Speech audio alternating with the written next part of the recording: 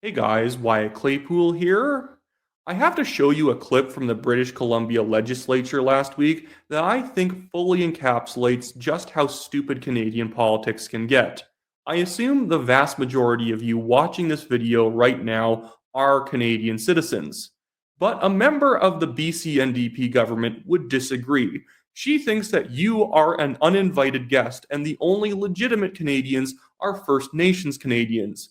The really funny thing is the person saying this isn't even First Nations. So they're like standing up and like martyring themselves, saying that I shouldn't even be here, but I'm going to stay and I'm going to hold on to all my property, but I'm going to condemn myself because that's what we do in hyper progressive provinces like British Columbia. Although I disagree with that, I actually don't think British Columbia is that left wing and progressive. I think it's more so that the progressives have organized very well in BC politics and have been able to control the province for well over a decade now. You could easily get a very conservative government in BC, but that leads me to the other thing about this clip I'm about to show you. The BC conservatives are being so manipulative in opposing what she is saying. Should you oppose what this woman is saying? Yes, it's absolutely bat crap crazy. At the same time, they're like disagreeing with it. At the same time, they actually 100% agree with her. If you look at the words and actions of BC conservative MLAs, they're playing kind of like an inside outside game in the BC Conservative Party run by the absolutely cowardly John Rusted.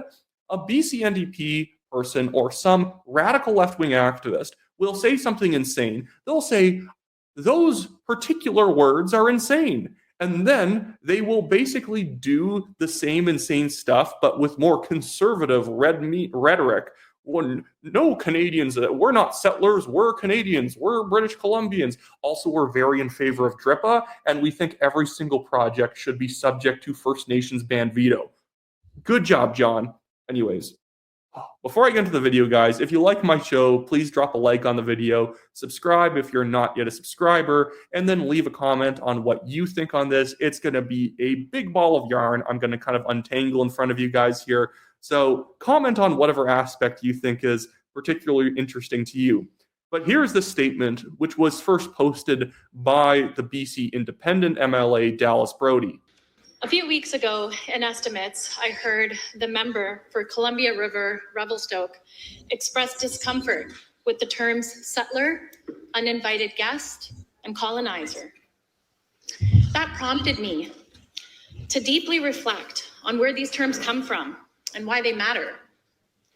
Even if we didn't personally cause colonization, we live in a country shaped by it. That's why many non-Indigenous people, including myself, use the term settler. Nobody does. You mean leftists do that. Leftists use those terms. Sorry, the video is a little bit quiet. This is as loud as I can get the clip. But one, I have to say, please don't wear colors don't wear shades of this type of purple. It's terrible. Anyways, also, I hate the way she's presenting this already. It's kind of this performative, quizzical sixth grade girl doing a book presentation. Some people out there don't like the word settler. Well, let's explore that. It's like, no, let's not explore that. Your point's dumb. Uninvited guest, or for white folks who self-describe as colonizer. It reminds us that we are here because of a colonial system that still impacts Indigenous communities today. Through historically underfunded services, title rights, over-policing, boil water advisories, the legacy of residential schools.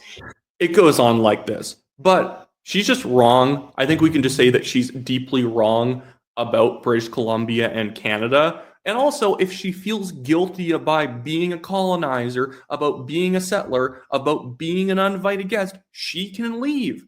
Go move somewhere else. Go back to wherever your particular ancestors came from.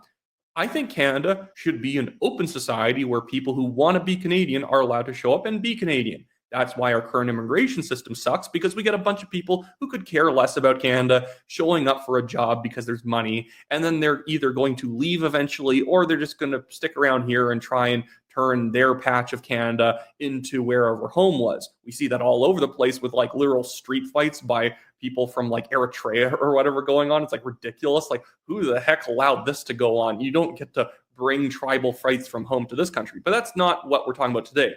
This was insane. This was absolutely insane. And the fact that the BCNDP let her stand up and say this is just political malpractice. Like, I'm just putting on my BCNDP hat right now. I couldn't stand them. I'm conservative. In fact, I'm conservative to the point where I don't put up with the fake conservatism of the BC conservatives. Most of their MLAs are good, but the BC conservatives are like being led by woke scolds, basically. Most of them could do good stuff if they weren't under the thumb of John Rustad, Alia Warbus, Eleanor Sturko, Amelia Boltby, and people like that, Peter Millibar, Scott McInnes. If those people were gone, Gavin Dew, you might actually be able to get a conservative party. But that's beside the point. Let's pretend that I'm BCNDP at this point.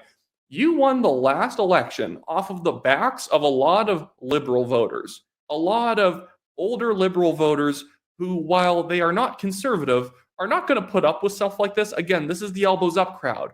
Why would you get up and basically say, you know, you guys are scum, right? You know, you're a colonizer and an uninvited guest, right? Like, oh my goodness, divest yourself of your base as fast as possible. I welcome it. But if I was running the BCNDP, goodness, I would put this lady on an ice float and push her out to sea, because this is an extremely easy way of losing your moderate middle voters, because every single party has to basically be able to keep its middle intact. Middle voters don't mean non-ideological voters. It means a voter who, if you get a little bit too crazy with the rhetoric, they're going to get turned off pretty quickly. Even if it's not something that's guiding your actual policy, they'll get really kind of like, I'm not a colonizer and I don't want to vote for your party. But anyways, now I want to get to some of the responses to this, because I found the way the conservatives have been reacting to this to be endlessly annoying. First, let's check out this thing that the conservatives just posted yesterday. This post pretending like they are against this rhetoric. So the BC Conservative Party says, there are no settlers or uninvited guests. There are just British Columbians. This province belongs to all of us. Let's build it together. And it's John Rustad's op-ed that it links to at the Vancouver Sun. And it has, there are no settlers, quote from him. There are only British Columbians. John Rustad, oh, what a powerful statement. Didn't he kick out Dallas Brodie, the lady who he was in fact copying the post of, because she was the first one to post that clip of that NDP MLA, condemn what she said and call it out for how crazy it was? He literally copied her to the point where they actually took my clip of it, because I work for Tara Armstrong and I had ended up clipping that video and gave it to Dallas because she wanted it clipped. They literally posted my clipping of the video after Dallas had already sounded off about it. So the BC Conservatives were not planning on talking about that until Dallas Brodie talked about it. But John kicked her out of the party for calling out the nonsense of the Graves hoax at the Kamloops residential school. There are not 215 dead bodies there. Even John has acknowledged that post kicking her out. And now he's going to tell us that we need to stop the culture wars and cancel culture, and we need to stand up for British Columbians. His entire party is in favor of special rights depending on your ethnicity. One of them the other day stood up to champion, I'm not even kidding, a $32 million taxpayer-funded museum for South Asian Canadians. And yes, I don't want that. I don't want a South Asian Canadian museum. I don't want a Chinese Canadian museum. I don't want a British Canadian museum, an Irish Canadian museum. You could have it, but it shouldn't be funded by taxpayers if it's not just general history, if it's not just regional history or BC cultural history. If it's one specific group where we're going to skip through history to grab this person and we'll skip this few years and, oh, there's someone from this group, that's not a real history museum that taxpayers should be funding. It's a interest group museum. And this is also stuff the BC Conservatives are saying. So they're opposed to the idea that BCers, British Columbians, are settlers. That's divisive. But we're still in favor of DRIPA, which is basically the BC government's legislated version of the UN Declaration of the Rights of Indigenous People. DRIPA basically allows band councils to stop projects all day long, gives a lot of other special benefits to people who are First Nations. It does make them a higher level of British Columbian. And this is something that a BC Conservative MLA said. The House Leader, in fact, Alia Warbus.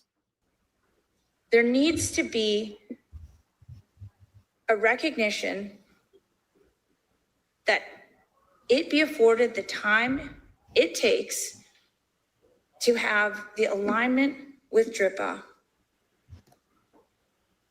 and that Indigenous leaders are going to be on side with any changes to legislation that's going to affect them. That's very clear. She said this, and it's not just her. I will pull up other examples. You could say maybe she is just a radical who got into the party, but this is not actually representative of what the party believes. Well, this happened just a couple of days ago in the midst of John's op-ed.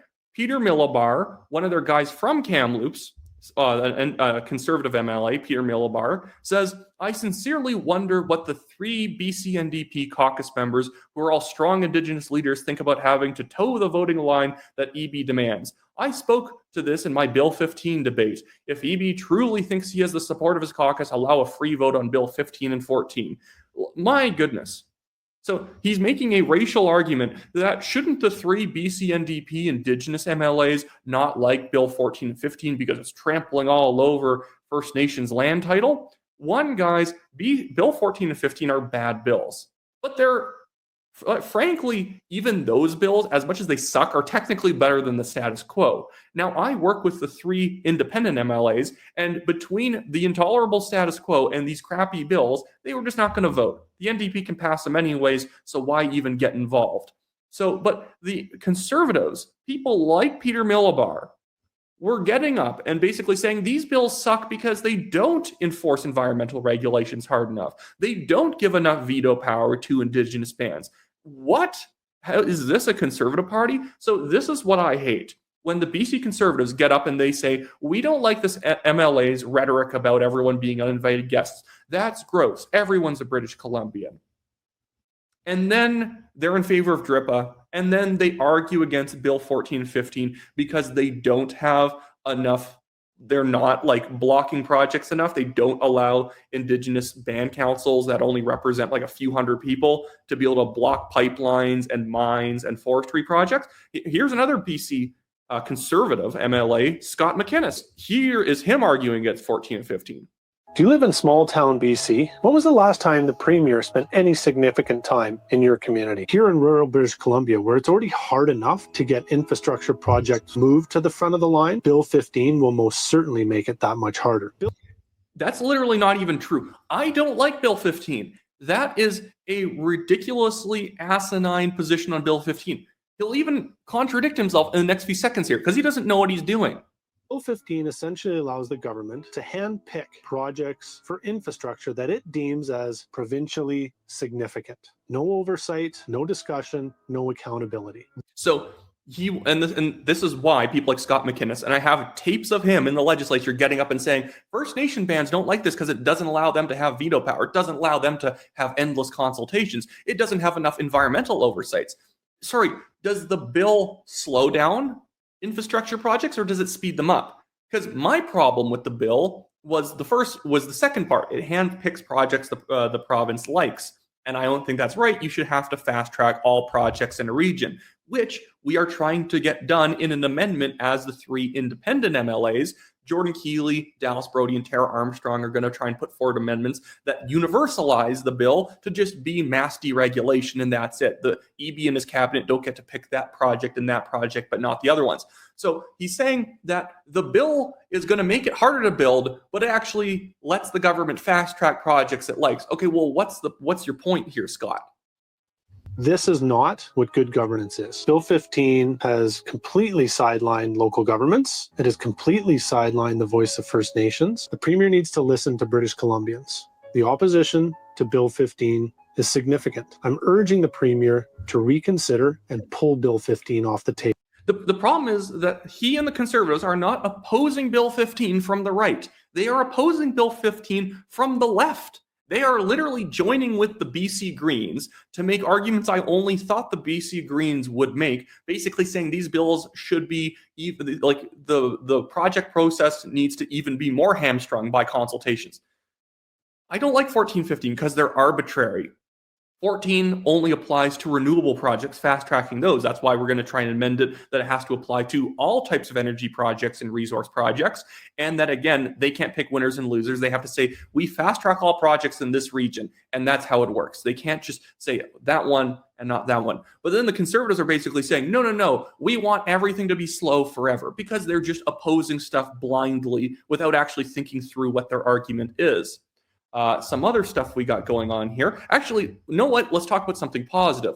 Know who's actually doing something positive? Well, not shockingly, it's Dallas Brodie again, one of the independent MLAs.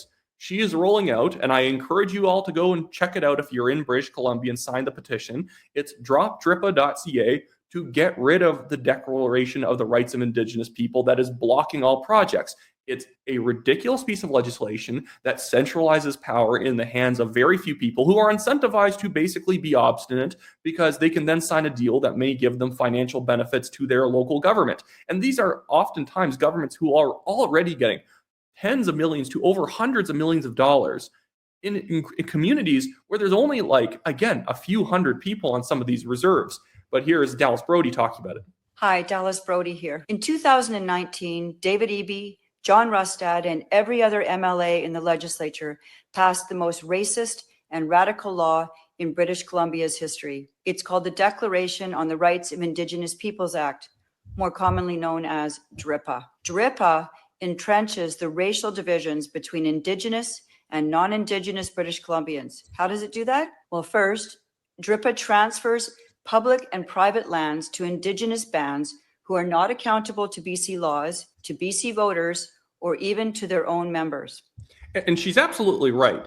There was a situation that happened on Haida, which I've been told it was renamed. I'm not from BC, so I didn't remember that it was like Queen Charlotte Island or something like that before. I probably butchered that, and I probably didn't even say the right name. But she is right. You can do whatever you want, even to other Indigenous people. There were some people who are not even associated in a nasty way, were family members related to somebody who was a drug dealer on Haida. That person was punished, arrested, or something. But then the band council the community just decided, let's bulldoze the houses of people that were related to this person and drive them out. And guess what? The province hasn't done anything about it, because they can't do anything about it. They're allowed to do it. It's their land. And the people who owned those homes, they're uninvited guests, even if they were Indigenous. They are uninvited guests because it's not their land. It's the band council's land. British Columbia is a great example of why Soviet socialism doesn't work, because all 200 band councils basically act like Russian Soviets, where it doesn't matter if you're Indigenous or non-Indigenous. If you have a logging project that you want started, if you want to open up a mine, the band council can just say no. It's not like you're Indigenous so you can do it. No. Band council just says no, and that's it. And so I think that that's why it's absolutely a good idea to be getting rid of DRIPA. Second, DRIPA gives veto powers to BC's 200 plus bands over government decisions, blocking approvals for resource development, infrastructure, and other areas of our economy. Third, DRIPA dictates that all BC laws, all laws, be rewritten to conform with Indigenous laws, even though many of these laws are unwritten myths, cultural practices that are not compatible with a democratic, rules-based society. DRIPA is the reason why Wet'suwet'en chiefs expelled law-abiding workers from the LNG Canada Pipeline Project. DRIPA is the reason why Haida leaders demolished the homes of citizens recently who had committed no crime. DRIPA is the reason why provincial parks are being closed to the non-Indigenous public. Every British Columbian should have the same rights and the same opportunities, including Indigenous British Columbians living in poverty on reserves without charter rights or the ability to own private property. That's, again, something that people don't know oftentimes. It's not like, oh, no, Indigenous people get to own private property on Indigenous land. No. The band council does. Indigenous people don't own anything. That's the problem. This is actually why all these things are kind of racist to Indigenous people. It's basically treating them like they're incapable, and they must have a government manage everything for them, whether it's the local band council, the federal government, or the provincial government. But now I want to move on to one other thing. So in the midst of all this, where are some of the woke MLAs? Where's Alia Warbus? She follows me, by the way. I think she does secretly like me, even though she attacks me quite a bit now. But I'm just going to scroll through. Where's her sharing John Rustad's op-ed? Where is that? She did share this one about Indigenous leaders saying 14 and 15 need to go because, you know, they're not pro-Indigenous enough. She did do this. Where was she? We even called her out for being in favor of DRIPA. She said that we were wrong about what she said, but then when we followed up and asked her to then condemn DRIPA and say that she would want it repealed, nothing.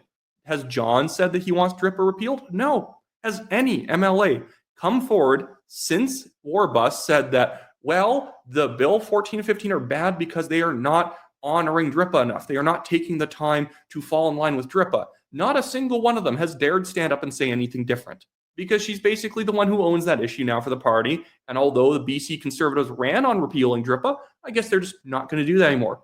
And this is on multiple fronts. They're not in favor of cutting taxes, really. I don't even know a tax they even ran on cutting. They were like running on rebates, but rebates are not tax cuts. You have to do something to get the rebate.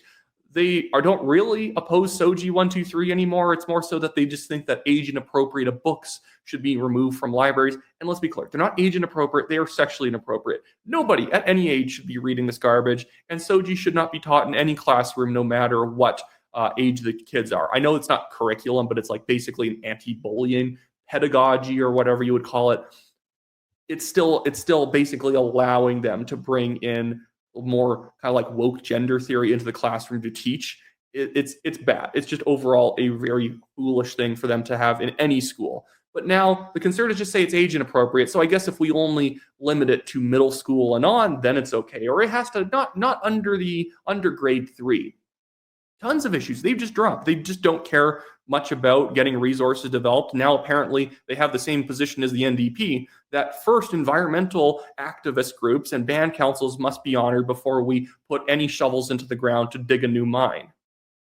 But yeah, so they'll just keep opposing NDP rhetoric, but at the same time, they don't actually disagree with the direction of the NDP. And when they do, it's because the NDP is not being harsh enough when it comes to subjecting the BC economy to like putting it under the thumb of band councils who can just say no whenever.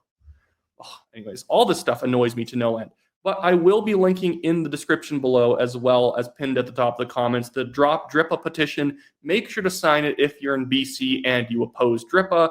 I don't think that any government will succeed in making life better for British Columbians unless they are going to repeal DRIPA. That's why I just don't have any faith in the BC Conservatives right now. They won't get rid of all of the big problems, so what's the point of putting them into government? They will cut around the corners. They'll do better on drug policy, which is a massive failure of the BCNDP, a massive ideological failure where they don't even care that they're hurting people because what they're doing is ideologically correct. So the Conservatives are fine there, but you go to a bunch of other major areas of policy and they're, I wish the NDP was more efficient, is the argument. And it's like, oh my goodness, how is this any different than like Andrew Wilkinson's BC Liberals or Christy Clark's BC Liberals?